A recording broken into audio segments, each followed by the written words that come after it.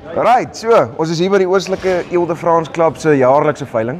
En hier agter my staan Humbert en hy het 'n ongelooflike belegging gemaak. So kom ons gaan praat 'n bietjie oor die oom self, waarmee boer hy en hoekom het hierdie ram vir hom so uitgestaan. Kom ons gaan luister in.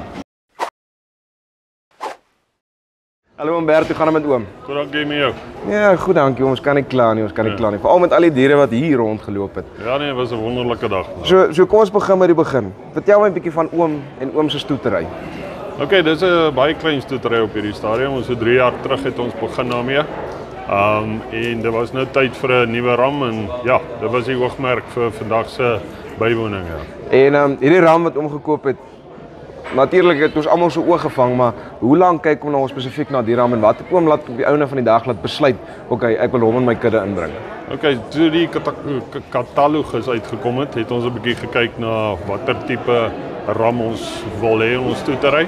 En wat my oog gevang het van die ram is sy lengte. Hy staan mooi hoog en natuurlik sy breë rug. So dit is wat ek gesien het en vandag was daar tussen 2 ramme waar ons toe 'n goeie prys gekry het op hierdie ram. En iets wat vir my ook uitgestaan het, ons almal weet, jou waarde op jou skaap lê op jou boude. Ja. En hy het werklik ongelooflike mooi breedte gehad en op die einde van die dag, oom het hierdie skaap en ons 'n bietjie verder dopgehou, want die belangrike ding is hierdie ding moet in die veld kan loop. Dis reg. En hy is nie so gestop soos enigiets anders nie, die Ile de France doen dit anders en dit is 'n werklike ekstensiewe ras en dis seker hoe oom hom gaan gebruik. Ja, en wat ook vir 'n mens riem onder die hart is, as ek dit so kan sê, is ek was gister teenwoordig met die kering wat voor die tyd ook plaasgevind het. Dan kan mens sien hoe die diere stap, waarna hulle kyk ensovoorts. En die kerers het dit letterlik gesê dit is 'n goeie ram en dit gee mense gemoedsrus dat hy wel in die veld sal kan oorleef. En natuurlik by die ooe kan byhou. Dis die belangrikste.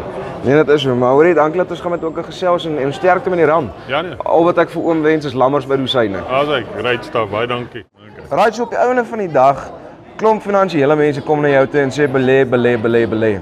Maar jy kan ook belê in jou eie kudde. So maak seker as al veiling in jou dorp is, die Ile de France ras is enigstens teenwoordig. Maak seker jy kom by hulle uit en doen 'n bietjie navraag. Hoor wat maak hierdie ras so spesiaal. Dit is Farm Spice oor en uit.